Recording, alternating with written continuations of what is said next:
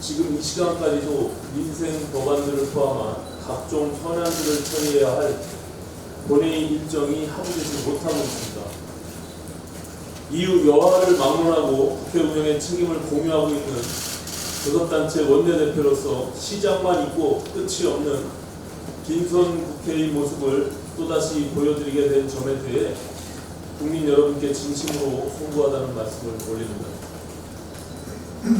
국민 여러분께서도 잘 아시는 것처럼 6월 임시국회 소집 절차가 진행되는 와중에 북한 목선 귀순 사건과 관련하여 군 당국의 사건 축소와 거짓 브리핑 논란이 있었고, 이 과정에 청와대 국가안보실이 개입했다는 의혹이 제기되었습니다.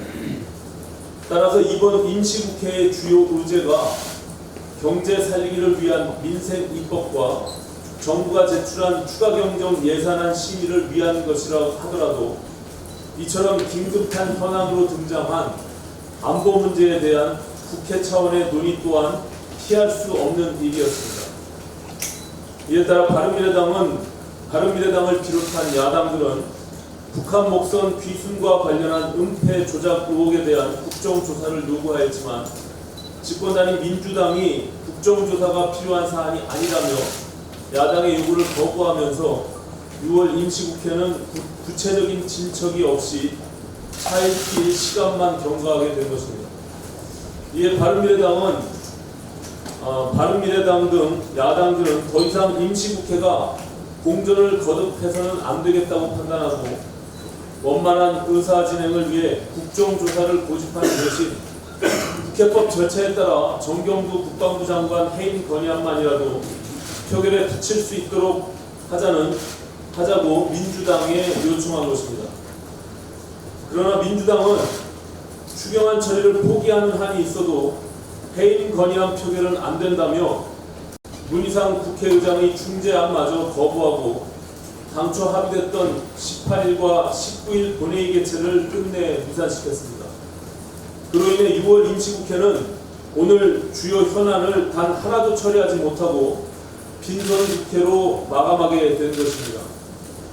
이런 최악의 상황을 막기 위해 저는 문재인 대통령에게 어제 청와대에서 있었던 대통령과 여야 5당 대표 회동에서 정경두 국방부 장관 경질에 대한 입장을 표명해 줄 것을 요구했지만 대통령 또한 추경안의 조속한 처리만을 거듭 요구했을 뿐 야당의 요구에 대해서는 아무런 언급이 없었습니다.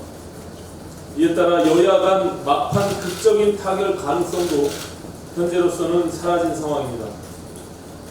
그러나 이후 여하를 막론하고 경제난에 고통받는 국민들을 위해 현재 국회에 계류 중인 민생 법안들은 하루빨리 통과시키는 것이 옳습니다. 국민의 자존심이 걸린 일본의 경제보복 철회 요구 결의안이 정쟁의 와중에 무산되는 것은 상상할 수 없는 일입니다. 정부가 제출한 추경안 역시 국회가 가부간 결정을 내리는 것이 맞습니다. 그렇다면 해법은 하나입니다. 그동안 중립을 지켜오던 민주평화당의 정동영 대표가 어제 청와대 회동에서 했던 발언이 정답입니다. 국방부 장관 해임 건의안은 여당이 양보해서 국회의 결정에 맡기고 야당은 민생 법안과 추경안 처리에 협조하는 것입니다.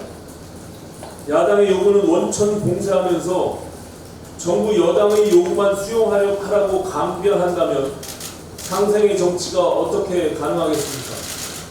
이에 바른미래당은 민주당의 입장 변화를 촉구하면서 다음과 같이 제안합니다. 6월 임시국회가 마무리하지 못한 민생 법안과 추가경정 예산안, 일본의 경제보복 철회 요구 결의안, 그리고 국방부 장관 해임 건의안 처리를 위한 원포인트 임시국회를 다음 주 중에 여야 합의로 개최합시다.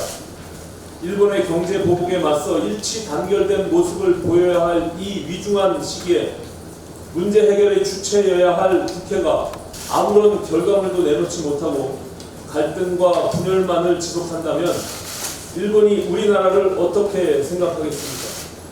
공존의 정치를 위해 여야 모두 한 발씩 양보하고 대화와 타협으로 국민들께서 염원하는 결과물을 만들어 냅시다.